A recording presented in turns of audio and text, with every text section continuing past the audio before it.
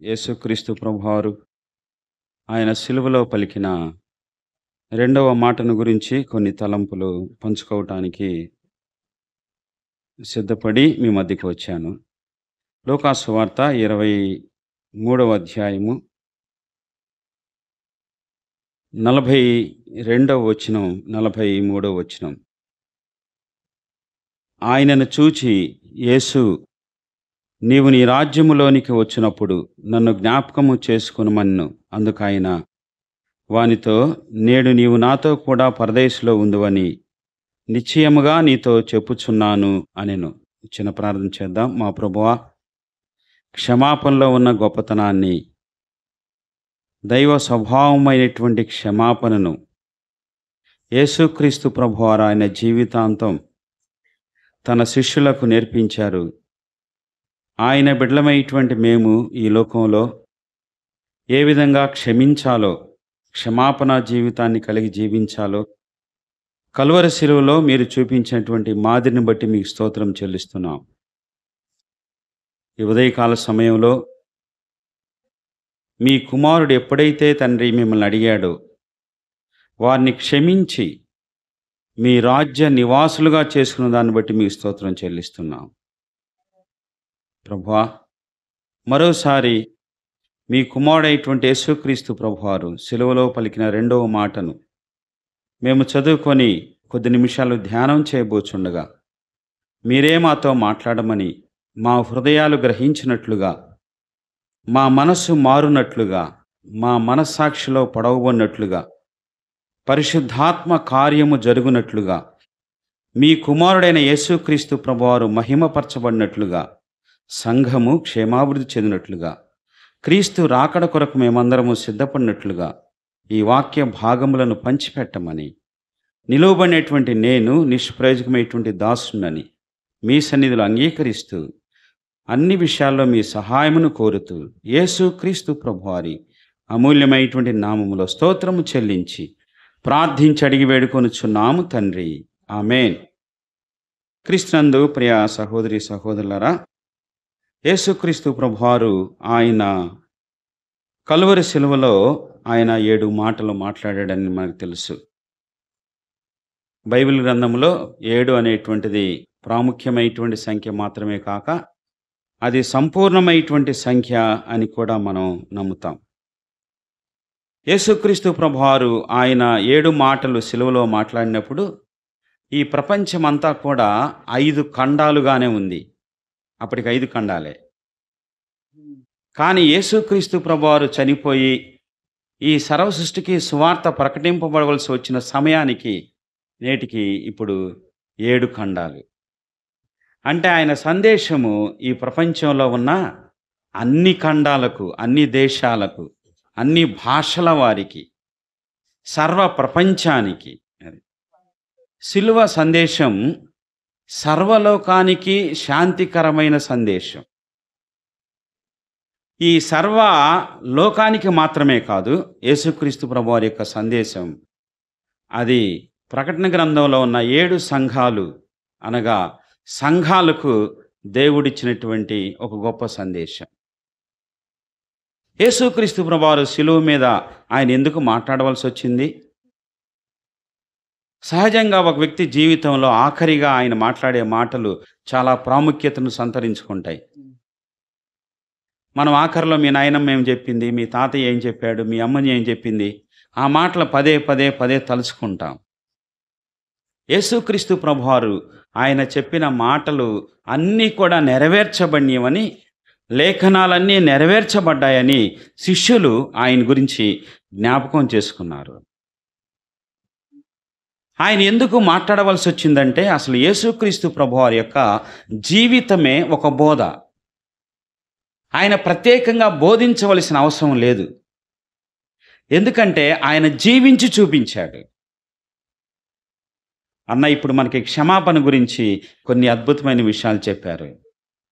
మా Sunday school master గారు ఎప్పుడు ఒక మాట అనేవాడు, యేసుక్రీస్తు ప్రభువారు యేసయ్య నా కోటి పాపాలు క్షమించాడు, నేను ఒక్క పాపం మీది క్షమించలేనా, ఒక్కసారి మిమ్మల్ని క్షమించలేనా అనేవాడు. ఎన్ని పాపాలు క్షమించాడు మనవి? లెక్కలేనన్ని. కానీ మన సహోదరి పక్క వాళ్ళ ఒక్కటి క్షమించలేము. మన సహోదరుడి యొక్క తప్పుని ఒక్కదాన్ని క్షమించలేము. అది క్రీస్తు మనసు కాదు. అంటే క్షమించడం అనేది నేర్చుకుంటే అదే ఒక బోధ. యేసుక్రీస్తు ప్రభువారి యొక్క జీవితమే ఒక బోధ మాత్రమే కాదు. ఆయన మనందరి కోసం ఆయన ఈ లోకంలో పరలోక సంబంధమైన విషయాలు ఆయన బోధించాడు. ఆయన బోధ సిలువ మీద ఆగిపోలేదు. సిలువలో ఆయన బాధపడుతూ లోకానికి ఆయన బోధించాడు. అన్న భాషలో చెప్పాలంటే బాధలో కూడిన బోధ అని చెప్పాలి. ఆయన బాధపడుతున్నాడు, కానీ ఆయన ఏం చేశాడు? ఆయన బోధించాడు. ప్రియులారా, ఈ 7 మాటలు విన్న తర్వాత మన జీవితంలో మార్పు కలగాలి. సహజంగా మనం గమనించినట్లయితే అనేక సంఘాలలో 40 దినాలు అని ప్రార్థనలు పెట్టారు. మన దగ్గర కూడా కొన్ని రోజులు, అంటే ఒక వారం రోజులు కొన్ని సందేశాలు అందించబడ్డాయి. ఈ 40 దినాల తర్వాత ఏమిటి ఆలోచన చేశారా? నోవహు ఆయన గొప్ప ఓడ కట్టాడు. 40 పగళ్ళు 40 రాత్రులు ప్రచండమైనటువంటి గొప్ప దేవుని యొక్క తీర్పు భూమి మీదకి వచ్చింది. 40 దినాలు దేవుని యొక్క తీర్పు తర్వాత, నీరు అంతా అయిపోయిన తర్వాత నోవహు ఆ కొండ మీద దేవునికి ఒక బలి చెల్లించాడు. ఆ బలిని గూర్చి పరిశుద్ధాత్మ దేవుడు రాశాడు. ఆ బలిని యెహోవా ఇంపైన సువాసనగా ఆగ్రానించి ఆయన మాట్లాడాడు. 40 దినాల తీర్పు తర్వాత దేవుని హృదయాన్ని సంతోషపెట్టాడు. ఈ ఉదయకాల సమయంలో మన యొక్క ప్రార్థనా జీవితం మారే కొద్దీ, రోజులు గడిచే కొద్దీ మనం దేవుని సంతోషపెట్టేది ఏమైనా ఉందా? మోషే 40 దినాలు కొండ మీద ఉన్నాడు. మోషే ముఖము ప్రకాశించింది, రూపాంతరం చెందాడు. 40 దినాలు లేదా మన విశ్వాస జీవితంలో, మన ప్రార్థనా జీవితం, మన వాక్య జీవితం మన జీవితాన్ని మారుస్తుందా? మార్పు ఏమన్నా క్రీస్తులోకి మనం మార్చబడుతున్నామా? యేసుక్రీస్తు ప్రభువారు 40 దినాలు ఆయన బాప్తిసం పొందిన తర్వాత అరణ్యములో ఆయన శోధించబడ్డాడు. 40 దినాల తరువాత ఆయన అపవాదిని ఓడించాడు, జయించాడు. ప్రియులారా, 40 సంవత్సరాలైంది, మనలో ఏ మార్పు లేదు. 40 రోజులు కాదు, 40 దినాలు కాదు, 4 సంవత్సరాలైంది. ఇశ్రాయేలీలు 40 సంవత్సరాలు అరణ్యంలో ప్రయాణము చేశారు. వారి చొక్కా నలగలేదు, వారి కాలు, వారి చెప్పులు, వారికి కావలసినటువంటి ఆహారము సమస్తము వారికి అందించబడింది. కానీ వారు ఆయన మీద తిరుగుబాటు చేశారు, ఆయన కార్యాలను మర్చిపోయారు. ఆత్మీయ జీవితంలో 40 ఆదివారాలు వచ్చి ఉంటాం. సంవత్సరానికి 55 ఆదివారాలు.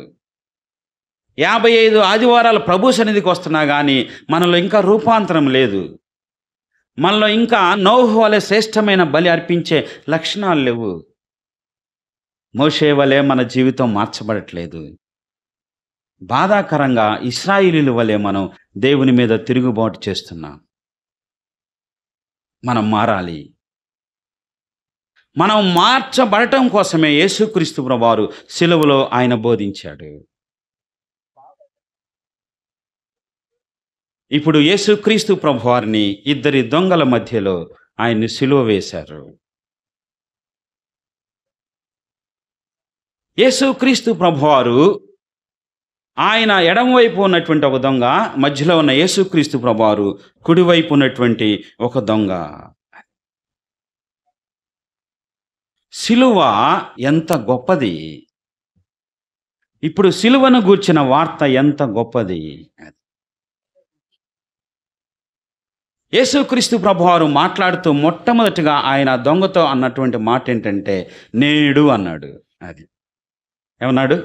నేడు అన్నాడు. నేడు అని అంతకుముందు కూడా ఒక ఆయనతో అన్నాడు. నేడు ఈ ఇంటికి ఆహా! నేడు ఈ ఇంటికి రక్షణ వచ్చి ఉన్నది.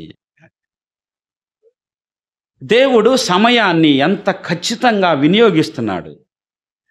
సమయాన్ని ఎంత ఖచ్చితంగా పాటిస్తున్నాడు. ఆయన రోజును కాదు, క్షణాల్ని, గడియల్ని, ప్రతి సందర్భాన్ని ఆయన తండ్రి చిత్తం కోసము మానవాళి రక్షణార్థమై వాడుకుంటున్నాడు. ఆయన ఎక్కడ ఆలస్యము చేయలేదు. ఆలస్యము చేయటానికి ఇష్టపడలేదు. జక్కయ్య, ఎప్పుడో కాదు, నేనే ఈరోజు మీ ఇంటికి వస్తాను. ఆనాడు జక్కయ్యతో చెప్పిన యేసుక్రీస్తు ప్రభువారు ఈనాడు సిలువలో ఆ దొంగతో చెప్తున్నాడు, నేడు వస్తాను నేను. ప్రియులారా, ఆ రోజు చెప్పిన ప్రభువే ఈరోజు అంటున్నాడు, నేడు నేను వస్తానేమో, సిద్ధంగా ఉన్నావా? ఆనాడు జక్కయ్య ఇంటికి వచ్చిన యేసుక్రీస్తు ప్రభువారు జక్కయ్య ఆహ్వానించాడు, చేర్చుకున్నాడు. దొంగ యేసుక్రీస్తు ప్రభువాని హృదయంలో చేర్చుకున్నాడు. కానీ ఈరోజు ప్రభు వస్తే మనలో ఎంతమంది ఎత్తబడతాము? ప్రశ్నార్థకమే. ఇది మంచి సమయం, మనల్ని మనం పరీక్షించుకునే సమయం, ప్రభు ఎదుట మనము క్షమాపణ అడిగే సమయం. ఈ సిలువద పైన ఉన్నటువంటి ఇద్దరు దొంగల్లో ఒక దొంగకి రక్షణ దొరికింది. సిలువ పక్కన ఇద్దరు దొంగలు ఉన్నారు కదా, వారిలో ఒక వ్యక్తి యేసుక్రీస్తు ప్రభువారిని కాదు అనుకున్నాడు. ఒక వ్యక్తికి రక్షణ దొరికింది సిలువ పైన. సిలువ పైన కాదు మాత్రమే కాదు, సిలువ క్రింద కూడా రక్షణ దొరికింది. యేసుక్రీస్తు ప్రభువారిని దూషిస్తున్నటువంటి, శిక్ష వేస్తున్నటువంటి, అవమానపరుస్తున్నటువంటి ఆ శతాధిపతి ఏమన్నాడు? నీవు నిజముగా దేవుని కుమారుడివే. సిలువ మీద కాదు, సిలువ కింద కూడా మారు మనసు దొరికింది ఒక వ్యక్తికి. ఈయన నిజముగా దేవుని కుమారుడని మోకరించి దేవుణ్ణి స్తుతించాడు, అంగీకరించాడు. ఈ మధ్యాహ్నకాల సమయంలో సిలువ చెంతకు నీవు ఇప్పుడొస్తే ఇప్పుడు నీకు రక్షణ దొరికింది. ఆనాడు సిలువ మీద దొరికింది, ఆనాడు సిలువ క్రింద దొరికింది. ఇప్పుడు నీవు సిలువ యొద్దకు వస్తే, సిలువ సువార్తను అంగీకరిస్తే, నీవు నా కొరకే చనిపోయావు, నా కొరకే సమాధి చేయబడ్డావు, నా కొరకే తిరిగి లేపబడ్డావు, ఈ శిక్ష అంతా నాదే ప్రభువా అని నీవు సిలువ చెంతకు వస్తే నేడే పాపక్షమాపణ.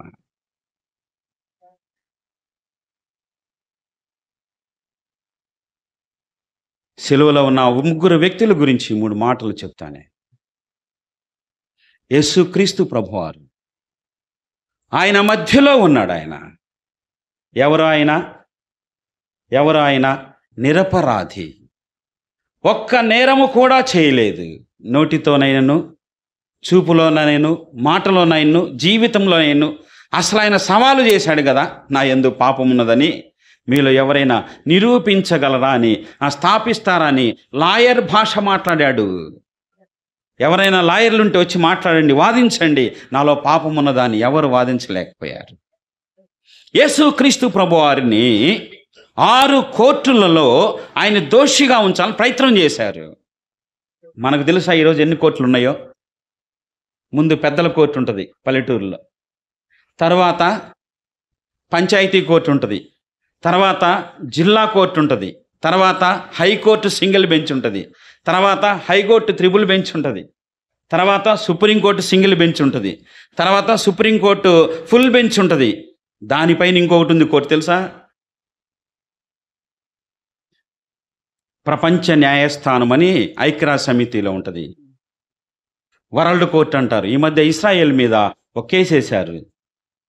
ఆ ప్రపంచ కోర్టులో, అన్ని కోర్టుల్లో కూడా యేసుక్రీస్తు ప్రభువారు ఆయన నిర్దోషి, పాపం చేయలేదు, నిరపరాధి, నీతిమంతుడు అని తీర్పు తీర్చబడ్డాడు. కానీ ఎవరు వేశారు ఆయనకి శిక్ష?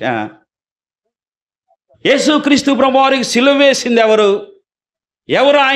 ఆయన సిలువ మోపారు అంటే చూడండి, మనకు తెలుసు కదా, యెషయా గ్రంథం 53వ అధ్యాయము. ఎవరు ఆయనకి సిలువ వేశారంటే 10వ వచనం. ఇది మనం చదవలసిన భాగం. ఇది యెషయా గ్రంథం 53:10. అతని నలుగగొట్టుటకు ఎవరేశారమ్మా? తండ్రే వేశాడు. ద ఫైనల్ కోర్ట్, ఆఖరి కోర్టు తండ్రి కోర్టు. అది తండ్రే తీర్పు తీర్చాడు, జడ్జిమెంట్ చేశాడు. నా కుమారుడా, ఈ సర్వలోక ప్రజల పాపపక్షంగా నేను నీకు ఈ శిక్షణ వేయడానికి ఇష్టపడుతున్నాడని తండ్రే తన కుమారుని మరణానికి అప్పగించాడు, నలగగొట్టడానికి ఇష్టపడ్డాడు. ఎవరి కోసం? దేవుడు లోకాన్ని, మన ప్రేమ ఆయన్ని సిలువకు అప్పగించింది. మన పాపము ప్రాయశ్చిత్తార్థము ఆయన సిలువకు తండ్రే శిక్షించటానికి ఇష్టపడ్డాడు. తండ్రి శిక్షించడానికి ఇష్టపడినటువంటి కుమారుడు ఆయన సిలువలో ఉండగా, ఆయన ఇద్దరు దొంగల మధ్య ఉండగా, మొదటిగా ఉన్నటువంటి దొంగ ఆయన యేసుక్రీస్తు ప్రభువారిని అంగీకరించలేదు. ఆయన్ని దూషించాడు, అవమానపరిచాడు, హేళన చేశాడు. ప్రియులారా, ఆ దొంగ పరిస్థితి ఏ విధంగా ఉంది? ఈ మధ్యాహ్న కాల సమయంలో మనము ఏ దొంగల్లాగున్నామో మనం జ్ఞాపకం చేసుకోవాలి. ఆ దొంగ జీవితాన్ని గురించి నేను 3 విషయాలు చెప్తాను. ఒకటి, అతడు మరణానికి సమీపముగా ఉన్నాడు, చాలా దగ్గరగా ఉన్నాడు. ఇక కొద్ది క్షణాల్లో, కొద్ది గంటల్లోనే అతను చనిపోవడానికి సిద్ధంగా ఉన్నాడు. అతని యొక్క జీవితము ముగించబడబోతుంది. అతను చనిపోతాడు. ఇక జీవితం ముగించబడే సమయంలోనైనా కానీ అతడు తన జీవిత సత్యాన్ని తెలుసుకోలేదు, తన పాపాన్ని తెలుసుకోలేదు. ప్రియ సహోదరి సహోదరులారా, రేపు నీదా? మరో గంట నీదా? ఈ మీటింగ్ అయిన తర్వాత నీదా? గ్యారెంటీ ఉందా? జీవితం ముగింపుకొచ్చినా కానీ ఇంకా జీవన సత్యాన్ని తెలుసుకోలేవా? ఇంకా దేవుని ప్రేమను తెలుసుకోలేవా? ఈ దొంగ జీవితం ముగించబడబోతుంది, ఆఖరి సమయానికి వచ్చింది. ఇక అప్పుడైనా తెలుసుకుంటాడేమని ప్రభు సమీపముగా వచ్చాడు, కానీ తెలుసుకోలేదు. ప్రియులారా, రెండో విషయం చెబుతున్నాను. ఈ దొంగ జీవితము నిరాశతో ఉంది. ఎంతో సంపాదించాలనుకున్నాడు. తను సంపాదించినటువంటి డబ్బుతో తన కుటుంబాన్ని బాగు చేసుకోవాలనుకున్నాడేమో, తను దొంగలించినటువంటి డబ్బుతో తను బాగు చేసుకోవాలనుకున్నాడేమో, అనేకమైనటువంటి ఆశలు పెట్టుకున్నాడు. ఆఖరికి మిగిలింది నిరాశే.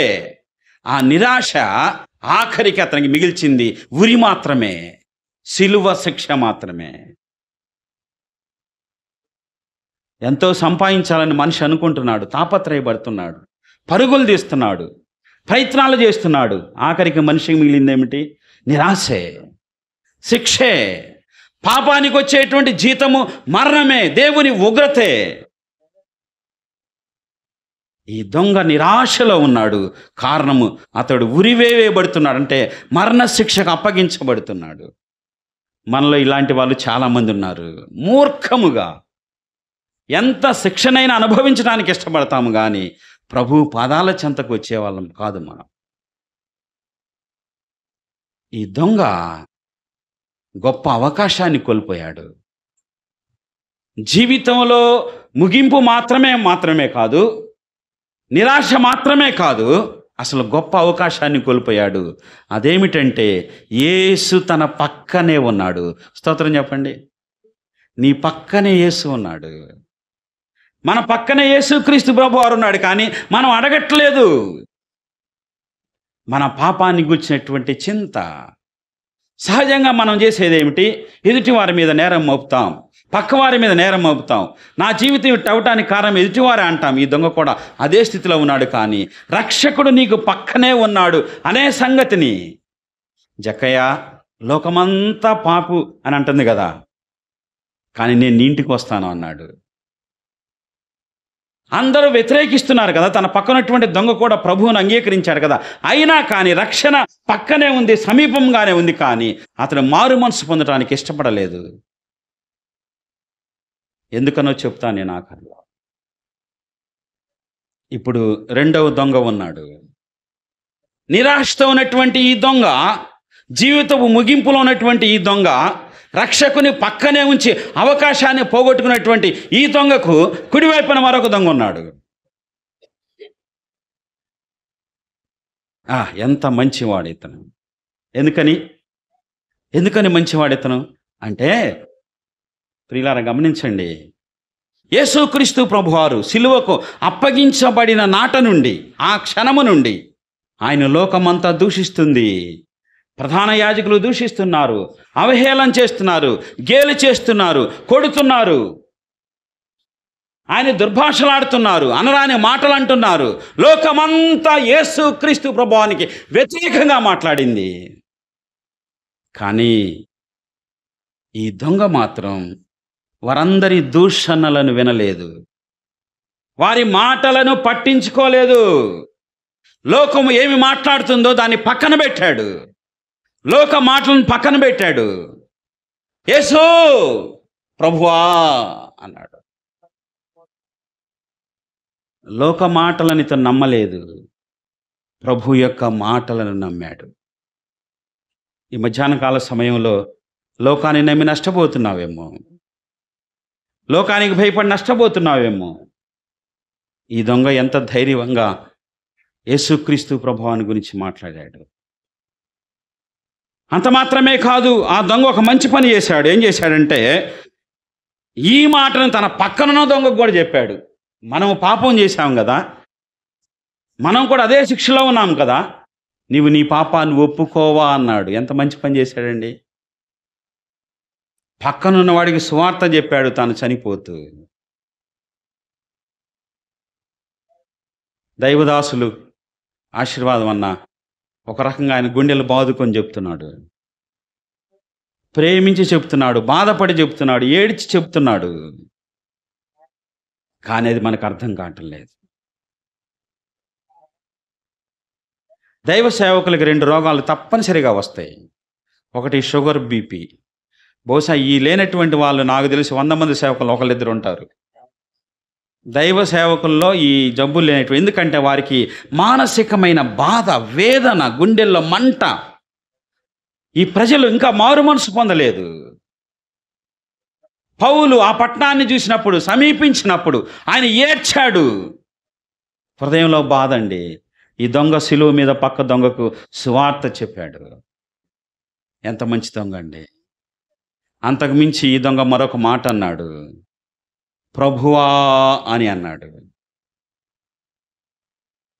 ఏమన్నాడు? ప్రభువా అన్నాడు. ప్రభువా అంటే ఇక నా జీవితానికి, సమస్తానికి నీవే అధికారివి దేవా అని అంగీకరించాడు. క్రీస్తునందు ప్రియులారా, యేసుక్రీస్తు ప్రభువారు ఆ కుడివైపు ఉన్నటువంటి దొంగ యొక్క సాక్ష్యాన్ని, మారుమనసును గమనించాడు. దేవుడిచ్చినటువంటి అవకాశాన్ని ఏ విధంగా ఉపయోగించుకున్నాడో చూశాడు. అప్పుడు ప్రభు ఒక మంచి మాట అంటున్నాడు. ఏమంటున్నాడు? నేడే నీవు నాతో కూడా బా. ఉదయము 9 గంటలకు సిలువ కార్యము ఆరంభమైంది. మధ్యాహ్నం 3 గంటలకు సిలువ కార్యము సమాప్తమైనది. కానీ సాయంకాలం 5 గంటలకు వారు ఎక్కడున్నారో తెలుసా? పరలోకపు పరదైసులో, లేదా భూమి కింద ఉన్న పరదైసులో. పరదైసు అనగా దేవుని తోటలో సాయంకాలపు 5 గంటల సమయంలో యేసుక్రీస్తు ప్రభువారు చనిపోయిన తర్వాత ఆ తోటలో నడుస్తున్నప్పుడు ఆ తోటకు పక్కన ఈ దొంగ కూడా నడుస్తున్నాడు. ఎందుకని? నేడే నీవు నాతో కూడా పరదైసులో ఉంటాడు. ప్రభువుతో పాటు పరదైసులో వెళ్ళిపోయాడు, పరదైసుకు వెళ్ళిపోయాడు. ఎంత భాగ్యము పొందాడు క్రీస్తునందు ప్రియులారా. ఈ పరదైసు దొంగది మాత్రమే కాదు. అంతటితో ఈ పరదైసు చరిత్ర ముగించబడలేదు. చూడండి 2వ కొరింథీ పత్రిక 12వ అధ్యాయం 4వ వచనం. పరదేశికి వెళ్ళినటువంటి దొంగ మాత్రమే కాదు, అసలు పరదేశం నుంచి వచ్చిన ఆయన చెప్తున్నాడు. 12:4 చదువుతారా? ఆ మనుషుని నేను ఎరుగుదును, అతడు పరదేశంలోకి కొనిపోబడి వచింప శక్యము కాని మాటలు వినెను. ఎవరతను? అపోస్తలుడైన పౌలు. దొంగ మాత్రమే కాదు, అపోస్తలుడైనటువంటి పౌలు కూడా ఆ, పరదైసుని చూసి వచ్చాడు. ప్రియ దేవుని బిడ్డలారా, పరదైసు ఇప్పుడు మనకు కూడా అవకాశం ఉంది. పరదైసు యొక్క అనుభవం మనకు కూడా కావాలి ఇప్పుడు. దేవుని తోట యొక్క అనుభవము మనకి కావాలి ఇప్పుడు. ఇప్పుడు చూడండి, ప్రకటన గ్రంథం 3వ అధ్యాయము 3వ వచనం. ప్రకటన గ్రంథము 3వ అధ్యాయము 3వ వచనం. 2వ అధ్యాయం 7వ వచనం. ప్రకటన గ్రంథం 2వ అధ్యాయం 7వ వచనం. వినుగాక, జయించు వానికి దేవుని పరదైసులో ఉన్న జీవవృక్ష ఫలములను. ఏముంది మనకి పరదేశంలో? ఆహారం ఉంది, జీవవృక్ష ఫలాలు ఉన్నాయి. దొంగకి పరలోకం పరదేశం దొరికింది. అసలు పౌలు గారు శరీరం లేకుండానో శరీరంతో కొనబడి అద్భుతమైనటువంటి ఆరాధన చూశాడు. మనకు కూడా పరదేశ అనుభవం ఉంది. ఏంటది? జయించు వానికి, దేన్ని? శరీరాన్ని జయించిన వానికి, లోకాన్ని జయించిన వానికి, పాపాన్ని జయించిన వానికి, క్రీస్తు కోసం నిలబడినటువంటి వానికి, మొదటి ప్రేమను కాపాడుకున్న వానికి, ప్రేమను కలిగి జీవించినటువంటి వ్యక్తికి, ఆ జయించిన వానికి ఆ పరలోకంలో ఒక మంచి ఆహారం ఉంది. పరదైసులో జీవవృక్ష ఫలాలు. పరదైసును పొందిన దొంగ, పరదైసును చూసిన పౌలు, సంఘానికి దేవుని యొక్క వాగ్దానం ఇది. పరదైసుకు మనకు కూడా ఒక మంచి అక్కడ జీవవృక్ష ఫలాలు కోసుకొని భుజించే అవకాశం. ఎవరికి? జయించిన వానికి. జయిస్తావా, ఓడిపోతావా?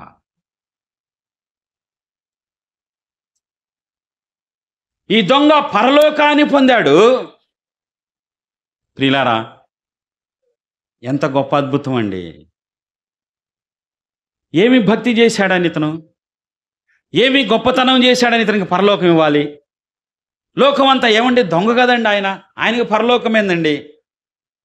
దొంగకి అంత ఈజీగానే పరలోకమా? జీవితం అంతా తప్పులు చేసి, పాపాలు చేసి, ఘోరాలు చేసి, అన్యాయం చేసి, ఇదెక్కడ న్యాయం అండి? ప్రియులారా, దొంగ విషయంలో దేవుడు మనకు ఒక సందేశాన్ని ఇస్తున్నాడు. మన రక్షణ మన క్రియల ద్వారా లేదు. మనకు తెలుసు, ఎఫ్ఎస్సీ పత్రిక 2వ అధ్యాయంలో మీరు విశ్వాసము ద్వారా కృపచేతనే రక్షించబడ్డారు. దేవుని స్తోత్రం చెప్పండి. ఎట్లా రక్షించబడ్డా? ఆ దొంగ కేవలము కృపచేత రక్షించబడ్డాడు. దేవుని యొక్క కృపే మనల్ని రక్షిస్తుంది. దేవుని యొక్క కృపే మనల్ని కాపాడుతుంది. ఆ కృపచేతనే మనము రక్షణలో కొనసాగుతున్నాం. ఇంకా ఎవరైనా కానీ నా పాపాలు ఎవరికి క్షమిస్తారని నేను ఎవరికి చెప్పుకోవాలి? నన్ను కాపాడేటువంటి వారు లేరు. మానసికంగా కుంగిపోవాల్సిన అవసరమే లేదు. ఎందుకంటే కృప అంటే నీవు ఎలాంటి వాడవైనా కానీ నిర్హేతుకంగా నిన్ను ప్రేమించడానికి దేవుని కృప సిద్ధంగా ఉంది. దొంగను క్షమించిన దేవుడు నిన్ను క్షమించలేడా? ఆ దొంగ ఆనాడు పరదేశిపోయాడు. కానీ బైబిల్లో మరొక దొంగ ఉన్నాడు. అతడు ఒనేసిము. అతడు మార్చబడ్డాడు.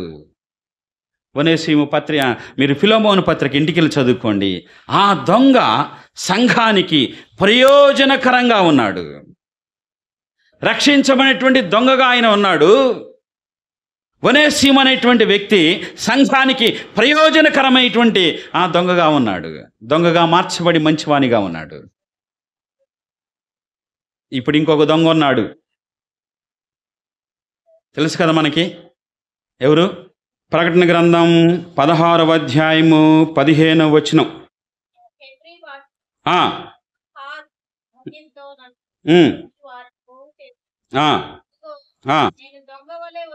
ఇదిగో నేను దొంగ వలె వచ్చుచున్నాను.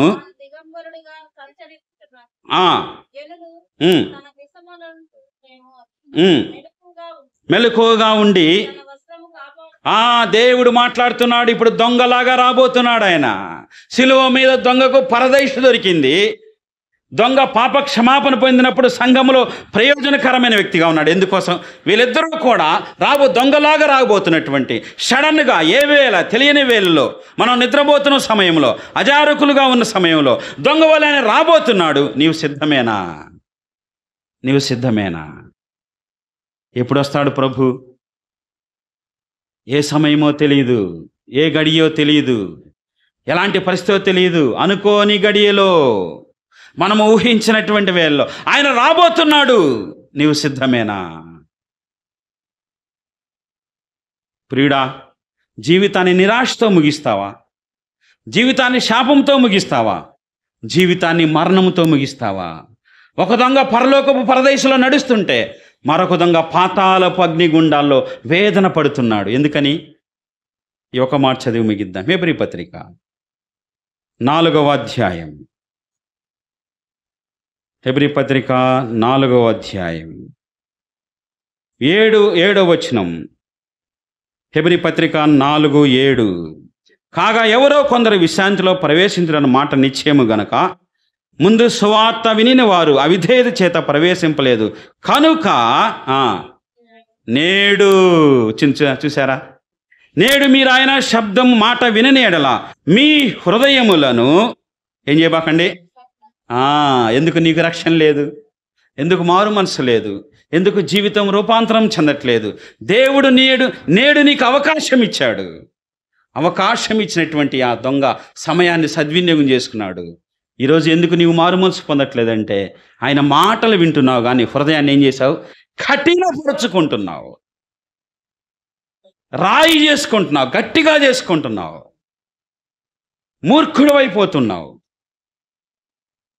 పగలగొట్టడానికి వీలు కానటువంటి రాయిలాగా మార్చబడబోతున్నావు.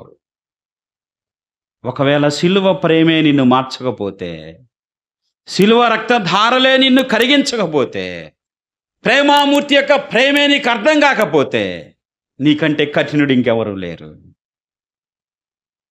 నేడే మారు మనసు పొందటానికి అనుకూలమైన సమయం. నేడే రక్షణ దినం. జీవితాన్ని ఏ విధంగా ముగించుకోవాలనుకుంటున్నావు? ఒక దొంగ సమయాన్ని ఉపయోగించుకొని ప్రభువుతో పాటు కలిసి పరదేశం వెళ్ళిపోయాడు. ఒక దొంగ జీవితాన్ని నిరాశతో ముగించాడు, ఉగ్రతతో ముగించాడు, శాపంతో ముగించాడు. మన జీవిత అంతము ఎట్లా ఉండబోతుంది? తల్ల వంచినట్లయితే చిన్న ప్రార్థన చేద్దాం.